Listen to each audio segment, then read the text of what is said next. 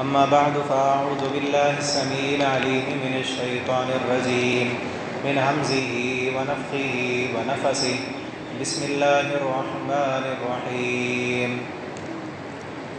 أولئك الذين امتحن الله قلوبهم للتقوى لهم مغفرة وأجر عظيم۔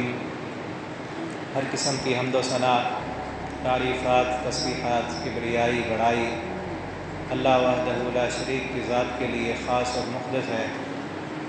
اس کے بعد انگنت لا تعداد درود و سلام ہوں امام الانبیاء حضرت محمد الرسول اللہ صلی اللہ علیہ وعلی آلہ واصحابہ وبارک وسلم کی ذات پر۔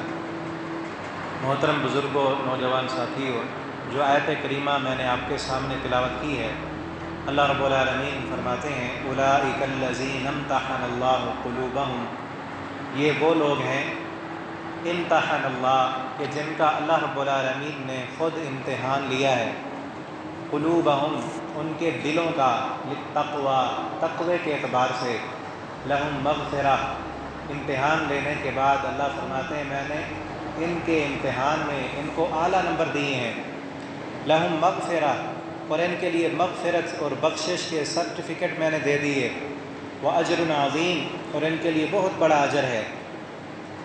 آگے پھر فرمایا وَلَكِنَّ اللَّهَ حَبَّبَ إِلَيْكُمُ الْإِيمَانَ وَزَيَّنَهُ فِي قُلُوبِكُمْ وَكَرَّهَ إِلَيْكُمُ الْكُفْرَ وَالْفُسُوقَ وَالْعِصْيَانَ أُولَئِكَ هُمُ الرَّاشِدُونَ۔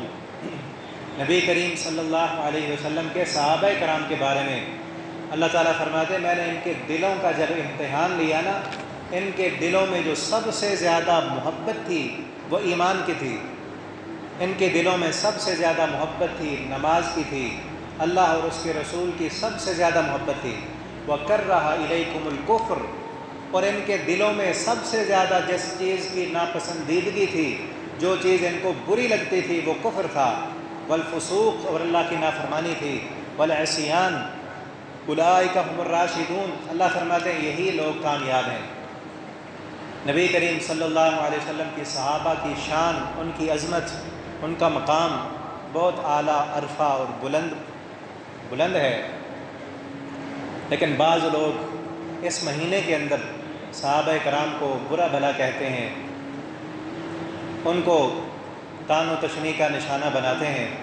صحابہ کرام کی عظمت، ان کی شان شروع سے بھی بلند تھی، اب بھی بلند ہے اور قیامت تک کے لیے قائم و دائم ہے، اور ہمارے لیے ہماری یہ ذمہ داری ہے ہر مومن کی، ہر مسلمان کی، وہ صحابہ کرام کی عزت، ان کی عظمت، ان کی شان بیان کرے، ان کا دفاع کرے اور ان جیسا ایمان لائے۔ اللہ رب العالمین نے قرآن کریم میں فرمایا فَإِنْ آمَنُوا بِمِثْلِ مَا آمَنْتُمْ بِهِ اگر تم بھی ویسے ایمان لاؤ جیسے محمد کے صحابہ ایمان لے کر آئے تھے، فَقَدْ اهْتَدَوْا پھر تم کامیاب ہو جاؤ گے۔ اور اللہ رب العالمین نے صحابہ کرام کی شان قرآن میں کوئی ایک جگہ بیان نہیں کی، 2 جگہ نہیں، 10 جگہ نہیں، قرآن کریم میں 1155 آیات صحابہ کرام کی شان پر اللہ رب العالمین نے بیان کی ہیں، اور جو انسان صحابہ کرام کی شان کا منکر ہو، یا صحابہ کا منکر ہو، یا خلفاء کی خلافت کا منکر ہو، وہ قرآن کریم کی 1155 آیتوں کا منکر ہے، وہ انسان مسلمان نہیں ہے۔ قرآن کریم کی ایک آیت کا منکر مسلمان نہیں ہو سکتا، اور جو 1155 آیتوں کا منکر ہو وہ کہاں مسلمان ہوگا۔ آپ نے سنے ہوں کہ کلپ میڈیا پر سر عام کچھ لوگ آ کر کہتے ہیں کہ ہم خلفاء کی خلافت کے منکر ہیں، صحابہ کرام پر طعن و تشنیع کرتے ہیں، جبکہ ہم دیکھیں ان کے ایمان پر باتیں کرنے والے، آج ہم اپنے ایمان کو دیکھیں۔ اللہ رب العالمین فرماتے ہیں ہم نے صحابہ کرام کے دلوں کا امتحان لیا، اگر میرا اور آپ کا ہمارا امتحان ہو تو کیا نکلے گا؟ اگر ہمارے دلوں کا امتحان ہو، ہمارے دلوں سے کیا نکلے گا؟ نفرتیں، حسد، بغض، عناد، دشمنیاں، یہی کچھ نکلے گا۔ دنیا کی محبت، دولت کی محبت، شہوت کی محبت۔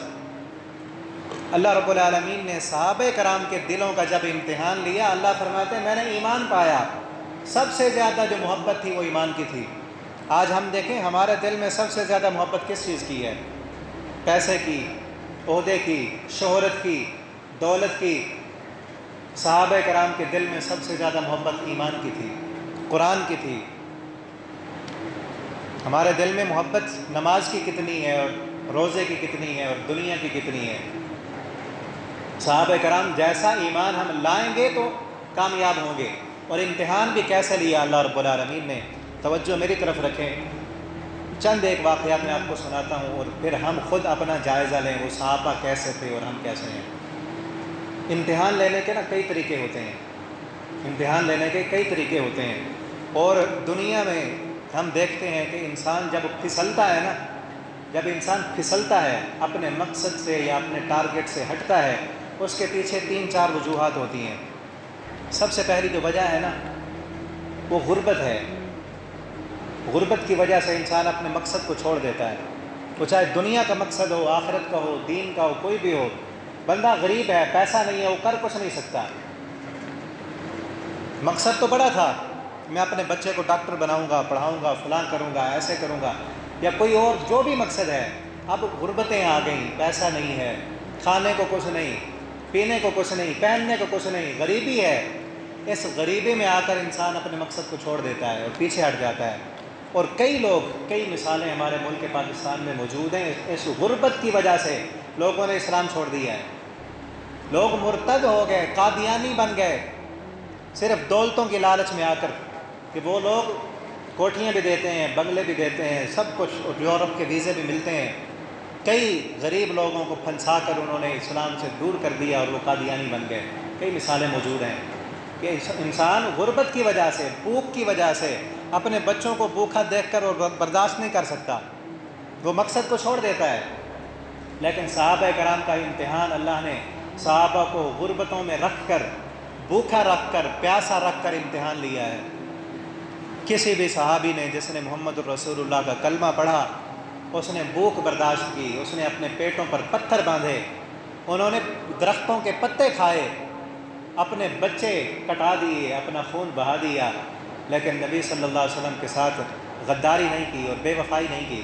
صحیح مسلم کے اندر حدیث ہے، حضرت ابو ہریرہ رضی اللہ تعالیٰ عنہ فرماتے ہیں، ہمارے اوپر ایسا بھی وقت آیا کہ لیسا علینا قلانس ولا خمس، کہ ہم میں سے ایک بندے کے پاس پہننے کے لیے قمیص نہیں ہوتی تھی، سر پر پگڑی نہیں ہوتی تھی، پیروں میں جوتی نہیں ہوتی تھی، کھانے کے لیے کچھ نہیں ہوتا تھا، لیکن پھر بھی ہم نمازیں بھی وقت پر پڑھتے تھے، نبی صلی اللہ علیہ وسلم کے شانہ بشانہ جہاد کرنے کے لیے بھی جاتے تھے، اور ہم نے کبھی اسلام کو نیچے نہیں گرنے دیا۔ وہ صحابہ جنہوں نے بھوک برداشت، حضرت ابو ہریرہ رضی اللہ تعالیٰ عنہ مسجد نبی کے صحن میں، حجرہ نبی صلی اللہ علیہ وسلم کے دروازے پر کئی دن بغیر کچھ کھائے پیے پڑے رہتے۔ صحابہ پوچھتے، ابو ہریرہ آپ گھر کیوں نہیں جاتے کچھ کھانے کے لیے، پینے کے لیے، اتنے دن بھوکے کیوں پڑے رہتے ہیں؟ کوئی کچھ دیتا وہاں لا کر تو کھا لیتے، ورنہ پڑے ہیں۔ حضرت ابو ہریرہ کہتے، مجھے ڈر ہے کہ کہیں میں نبی صلی اللہ علیہ وسلم کا در چھوڑ کر کہیں اور چلا جاؤں اور آپ صلی اللہ علیہ وسلم اپنے گھر سے آئیں، اپنی حدیث بیان کریں، ابو ہریرہ اس حدیث کے علم سے محروم نہ رہ جائے۔ ہم تک دین پہنچانے کے لیے، ہم تک اسلام پہنچانے کے لیے صحابہ نے کتنی قربانیاں دی ہیں، اور آج ہم اس مسجد میں ٹھنڈی چھاؤں میں اللہ کا قرآن سن رہے ہیں، ہم جمعے بھی پڑھتے ہیں، نمازیں بھی پڑھتے ہیں۔ ہم تک جو اسلام پہنچا ہے نا، یہ ایسے نہیں پہنچا۔ یہ اسلام کا جو درخت پلا ہے، بڑا ہوا ہے، پھل پھول لگے ہیں اس پر، اس درخت نے، اسلام کے اس درخت نے پانی نہیں پیا، بلکہ اس درخت کو صحابہ کرام نے اپنا خون پلایا ہے۔ صحابہ نے خون دیا ہے تو اسلام ہم تک پہنچا ہے۔ غربتوں میں رکھ کر بھی اللہ رب العالمین نے صحابہ کرام کو آزمایا، بھوکیں دے کر۔ آج ہم اچھا کھا کے، قسم و قسم کے اللہ تعالیٰ کی نعمتیں کھا کے بھی رب کی شکر گزاری نہیں کرتے، نہ شکریاں، گلے اور غیبتیں ہوتے ہیں، اور پھر بھی وقت پر ہم نماز نہیں پڑھتے۔ 5 وقت کے نمازی ہم میں سے اکثر نہیں ہیں۔ صحابہ کرام نے تو پتے چبا کے، درختوں کے پتے کھا کے اسلام ہم تک پہنچایا ہے۔ ہم میں سے کوئی ایسا نہیں ہوگا جس نے کبھی درختوں کے پتے کھائے ہوں۔ پیٹ بھر کے نماز پڑھنا اور اللہ کا شکر ادا کرنا، اللہ اکبر کہنا، اذانیں دینا اور نمازیں پڑھنا بڑا آسان ہے، درختوں کے پتے چبا کے۔ اور ایک غزوہ ہے، آپ سیرت پڑھ کر دیکھیں، ایک غزوہ، جس غزوے کا نام ذات الرقاع ہے، غزوے کا نام ذات الرقاع، رقاع کا معنی پھٹنا اور زخمی ہونا۔ وہ غزوہ ایسا تھا کہ دور دراز کا صحابہ کرام نے سفر کیا اور ان کے پیروں میں جوتیاں نہیں تھیں، پتھریلی زمین تھی اور عرب کے تپتے ہوئے صحرا تھے۔ وہاں چل چل کے صحابہ کرام کے پیر پھٹ گئے اور زخمی ہو گئے، تو ان صحابہ کرام نے اس غزوے کا نام بھی ذات الرقاع رکھ دیا کہ جس غزوے میں چل چل کے صحابہ کے پیر پھٹ گئے تھے اور انہوں نے پھر اپنے پیروں پر پٹیاں باندھ لی تھیں، پھر بھی چلتے رہے اسلام کی خاطر۔ ایک غزوہ ایسا ہے کہ جس غزوے میں صحابہ کرام لڑ رہے تھے، جنگ کر رہے تھے، اور کئی دن گزرنے کے بعد جنگ کا سامان ختم ہو گیا، کھانے پینے کا سامان، سب جو خوراک لے کر آئے تھے وہ ختم ہو گئی۔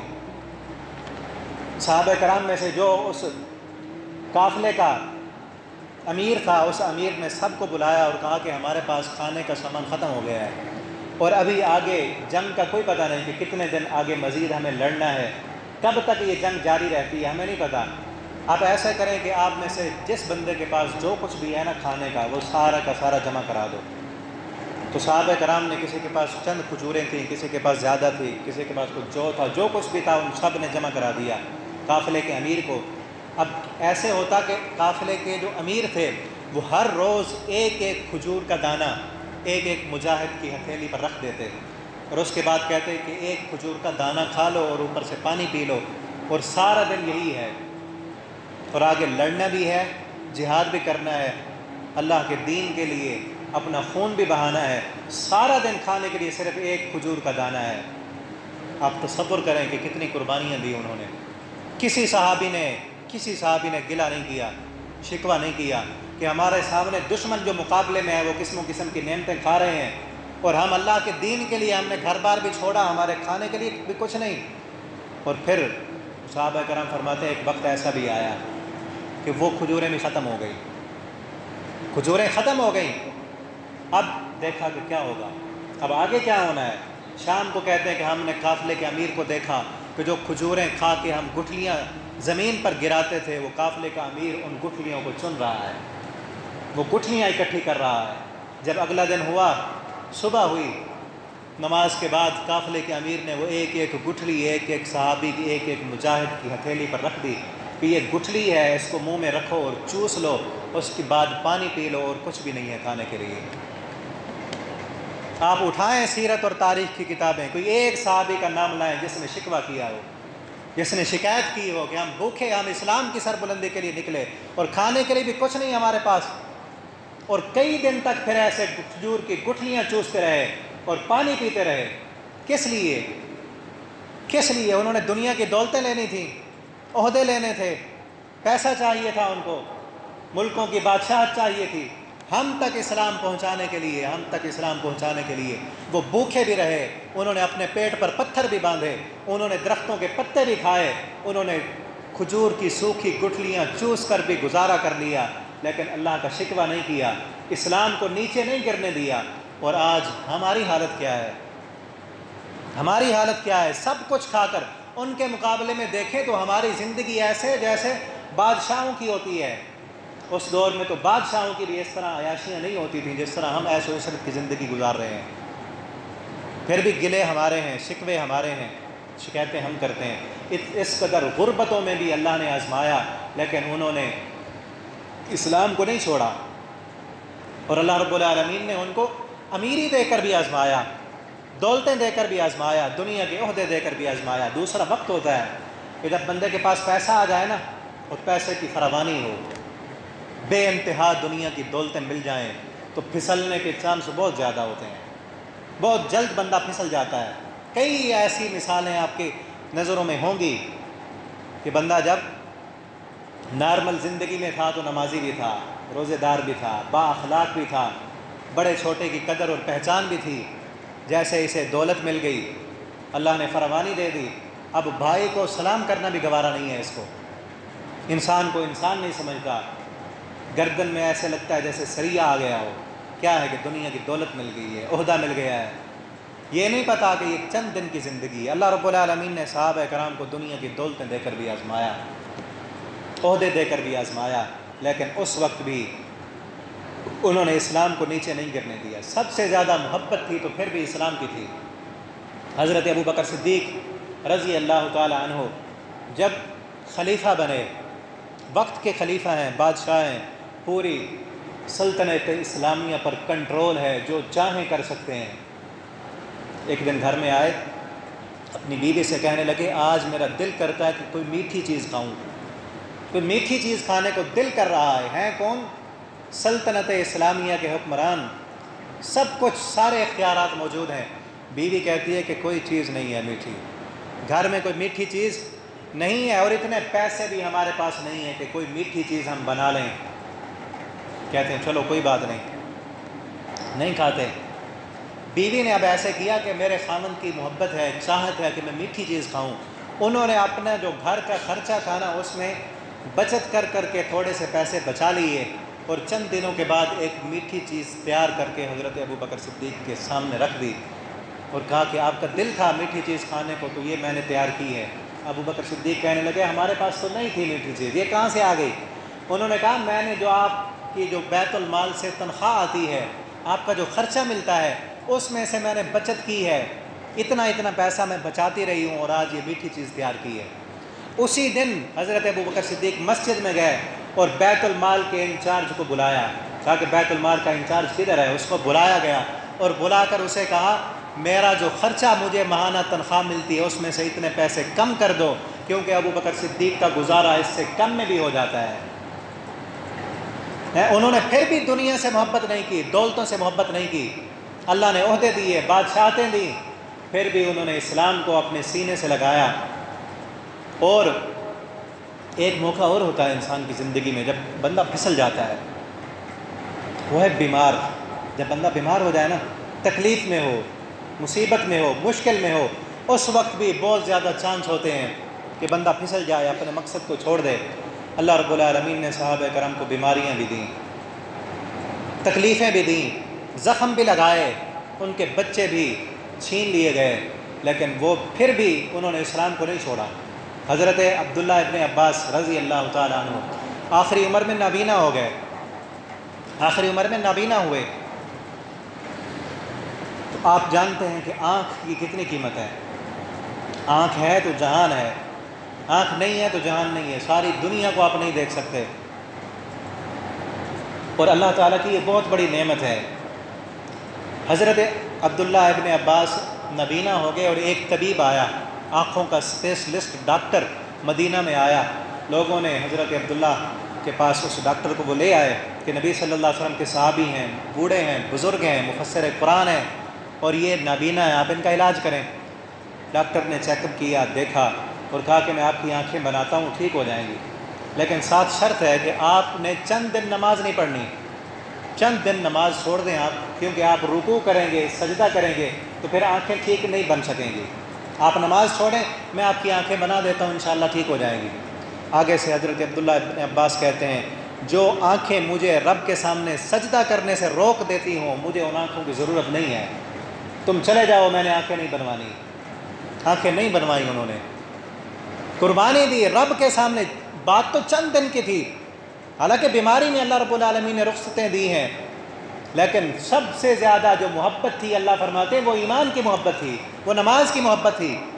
اور آج ہم دیکھیں، ہم نے تو کورونا کی وبا، اس کی جو ہے نا خبریں سن کے مسجدیں چھوڑ دیں، بیماروں کو نہیں دیکھا ہم نے کہ کیا ہوتا ہے ان کے ساتھ، صرف خبریں سنی میڈیا پر اور مسجد میں آنا چھوڑ دیا ہم نے۔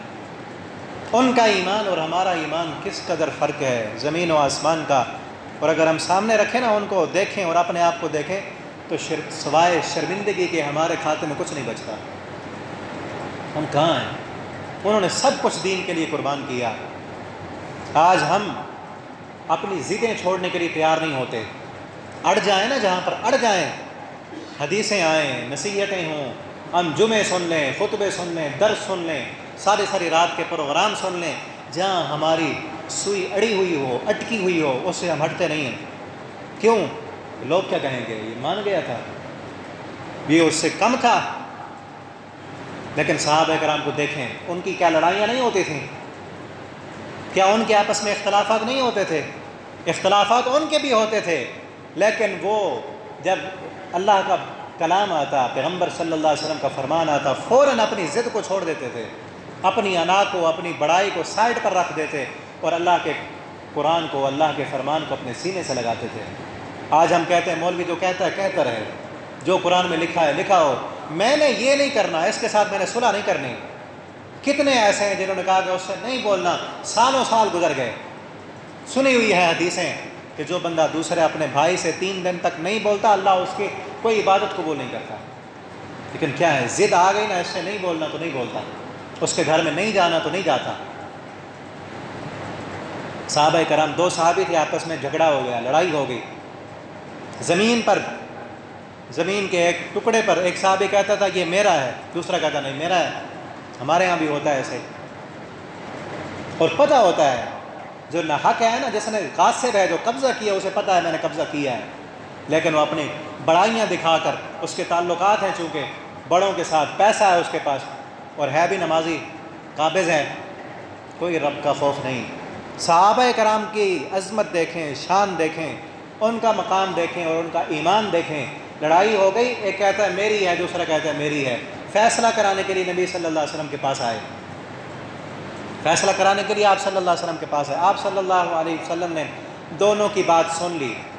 دونوں کی بات سننے کے بعد آپ صلی اللہ علیہ وسلم نے فیصلہ کرنے سے پہلے نا 2 لائنوں کی نصیحت کی ہے، 2 لائنوں کی نصیحت۔ یہ میں 2 لائنیں اس لیے کہہ رہا ہوں کہ ہم بڑی بڑی نصیحتیں سن لیتے ہیں لیکن پھر بھی اثر نہیں ہوتا۔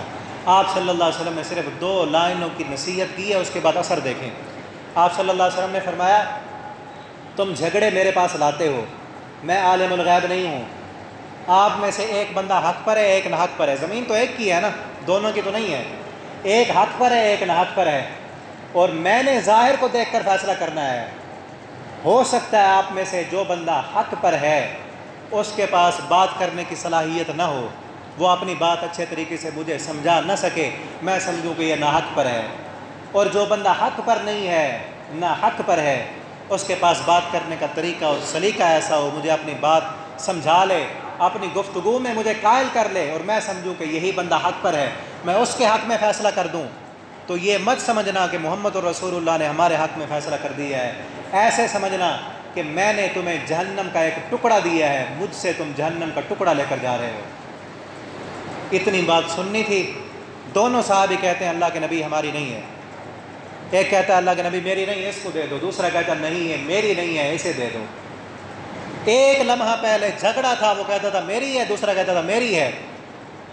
جیسے ہی نصیحت سنی کہ اگر حق پر نہیں ہو تو جہنم ملے گی، فوراً اپنا فیصلہ چینج کر لیا۔ ضد نہیں کی انہوں نے، اڑے نہیں۔ کیا ان کو دنیا کی ضرورت نہیں تھی؟ ان کے بیوی بچے نہیں تھے، ان کی اولادیں نہیں تھی، انہوں نے دنیا میں نہیں رہنا تھا، سب کچھ تھا، لیکن کیا تھا؟ اللہ فرماتے ہیں حبب الیکم الایمان، ایمان جو ان کے دلوں میں تھا وہ سب سے زیادہ انہیں محبوب تھا اور پیارا تھا۔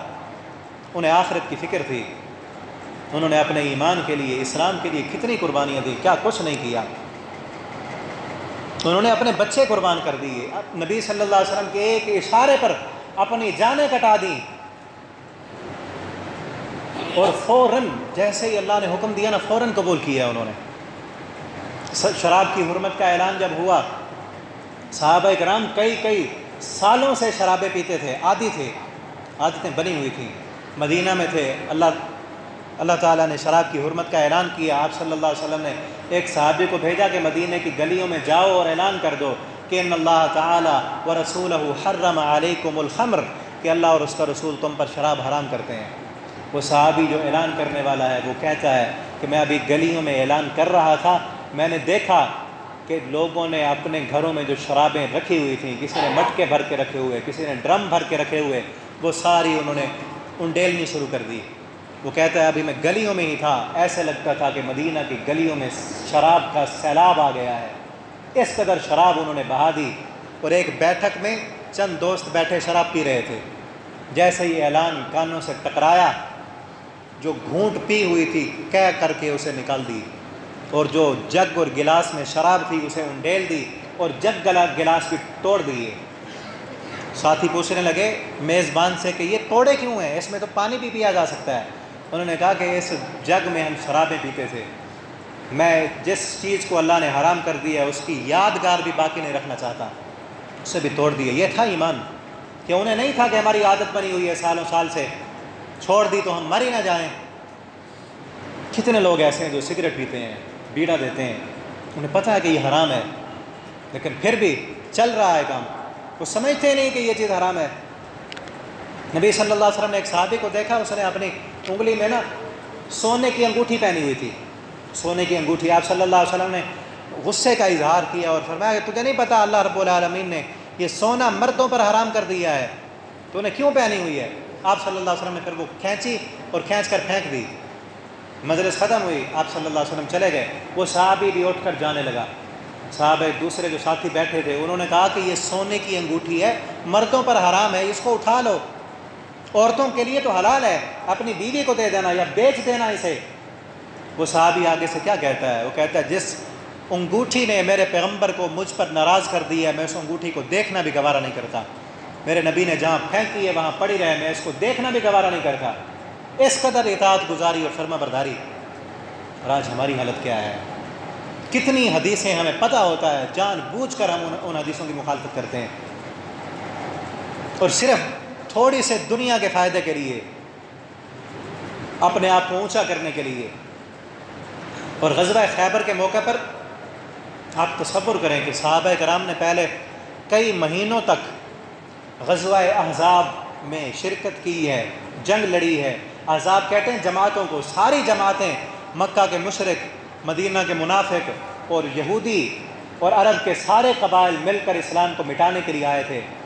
اس جنگ میں مسلمانوں نے ان سب کو شکست دی، اور جیسے ہی وہ جنگ ختم ہوئی صحابہ کرام اپنے گھروں میں آئے، ابھی بیٹھے نہیں، اللہ رب العالمین نے حکم دے دیا ہے کہ گھروں میں نہیں بیٹھنا، اسلحہ نہیں رکھنا، بلکہ جاؤ خیبر کے قلعے میں، جن یہودیوں نے تمہارے ساتھ بد عہدی کی ہے نا، ان کے خلاف جنگ کرنی ہے۔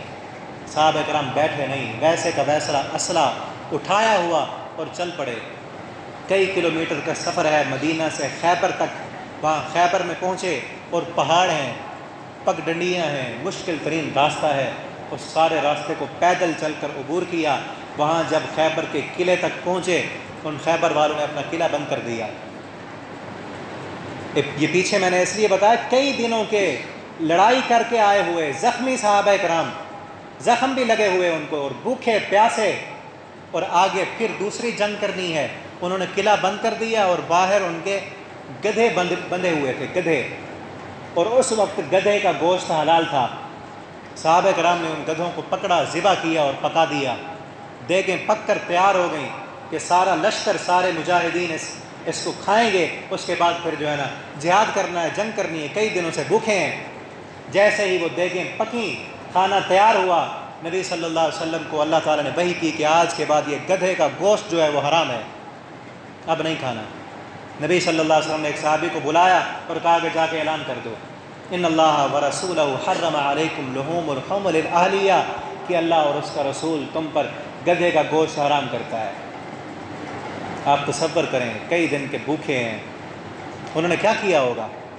ہماری طرح کہ آج تو کھا لیں نا، ابھی تو آج ہی حکم آیا ہے، اب تو کھائیں، کل کو لڑنا بھی ہے، اسلام کو بچانا ہے، ہم بھوکے رہے تو لڑے گا کون؟ جیسے ہی صحابی کہتے ہیں میں نے اعلان کیا، اعلان کا ختم ہونا تھا، جن جن صحابہ کرام نے جہاں جہاں جو کچھ پکایا ہوا تھا سب نے انڈیل دیا، سب نے انڈیل دیا، اپنی جانوں کی پرواہ نہیں کی، بھوک اور پیاس کو نہیں دیکھا۔ جب پردے کی آیتیں نازل ہوئیں، پردے کی آیتیں نازل ہوئیں، رات کو عشاء کی نماز کے بعد نبی صلی اللہ علیہ وسلم نے وہ آیتیں پڑھ کر سنائیں کہ اللہ رب العالمین نے حکم دیا ہے کہ آج کے بعد مومنہ عورتیں جو ہیں وہ پردہ کر کے آیا کریں۔ صحابہ فرماتے ہیں کہ اسی رات عشاء کی نماز کے بعد آپ صلی اللہ علیہ وسلم نے اعلان کیا، صبح کی نماز جب صحابیات پڑھنے کے لیے آئیں تو سب نے پردہ کیا ہوا تھا، ایک عورت بھی ایسی نہیں تھی جو بے پردہ ہو۔ ہم ہوتے تو کیا کرتے کہ ابھی رات کو تو اعلان ہوا، اور یہ دور بھی نہیں تھا کہ 10 20 کپڑے ہمارے گھر میں اضافی موجود ہوتے ہیں، یہ دور نہیں تھا۔ ساری رات صحابہ کہتے ہیں ساری رات مدینہ کے گھروں میں چراغ نہیں بجھے، سب کے گھر میں چراغ جلتے رہے۔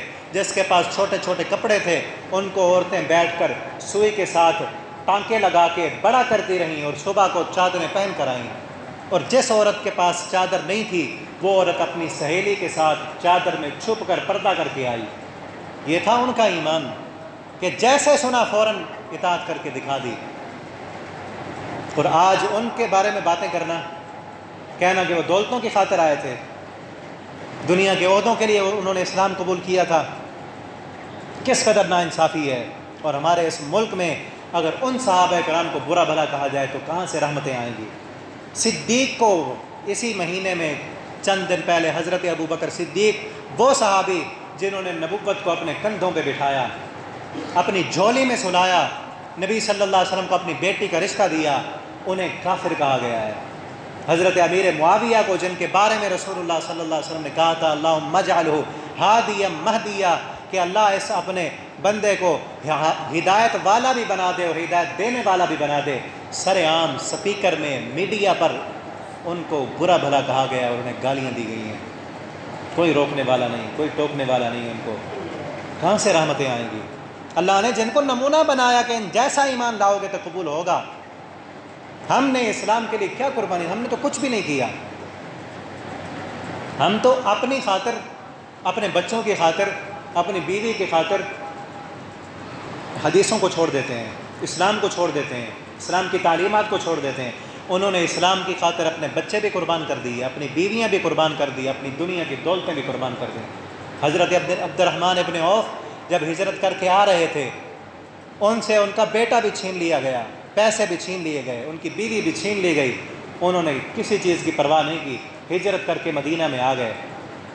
انہوں نے اپنی جانیں قربان. ایک جنگ میں ایک صحابیہ عورت آتی ہے، ایک عورت، نبی صلی اللہ علیہ وسلم نے اعلان کیا کہ کافروں کے خلاف جہاد کرنا ہے، جنگ کرنی ہے، اور اس کے لیے چندہ جمع کراؤ، اسلحہ لاؤ، دولت لاؤ، جو کچھ بھی ہے لے کر آؤ.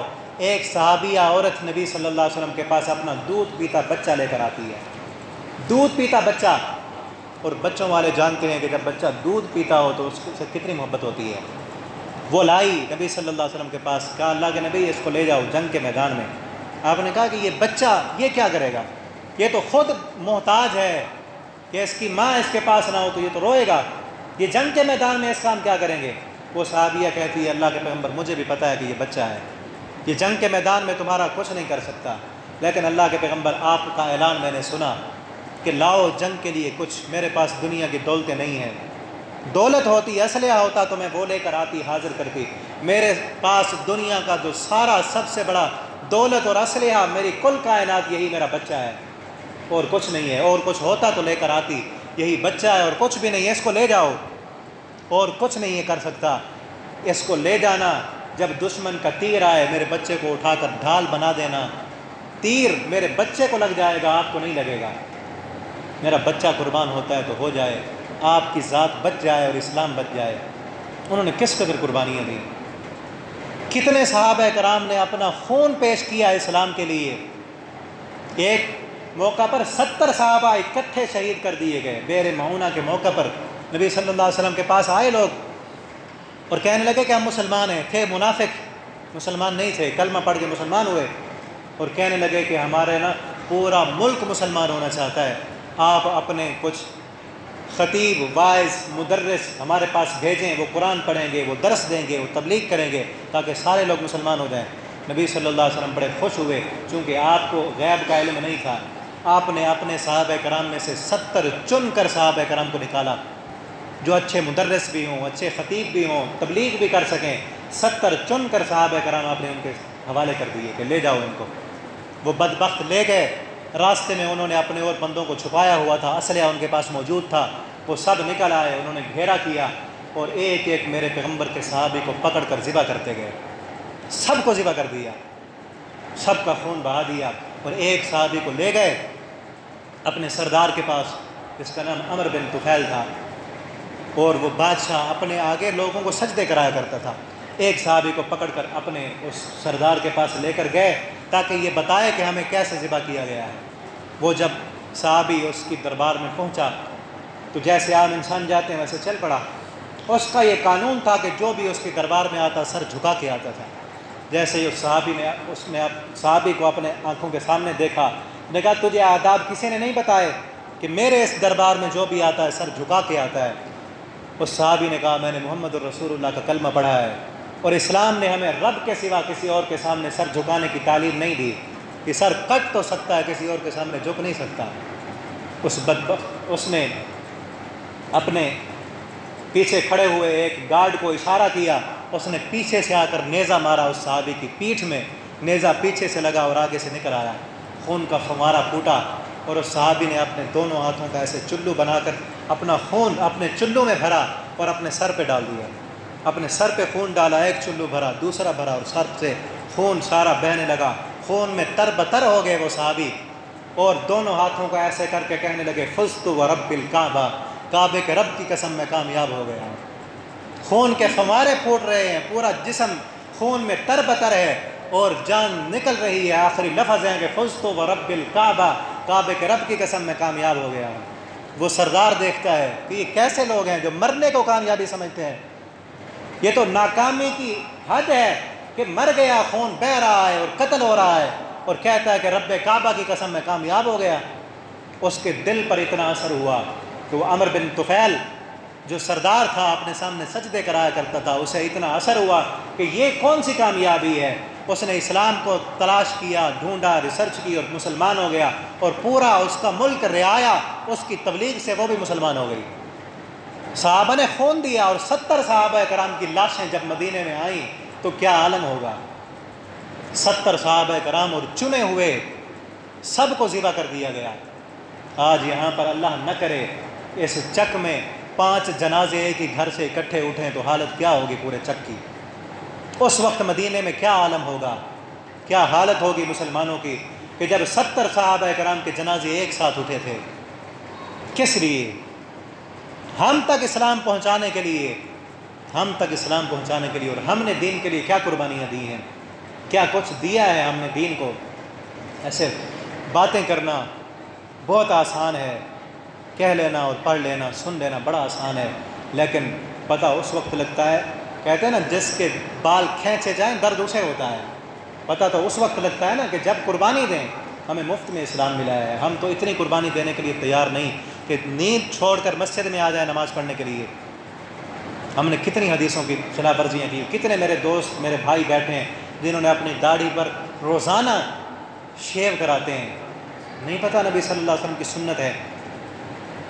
جانیں قربان کرنا بڑا دور پڑا ہوا ہے، انہوں نے جانیں دیں، بچے قربان کرائے، خون بہائے، اور خون بہانے کو انہوں نے کہا کہ ہم کامیاب ہو گئے خدا کی قسم۔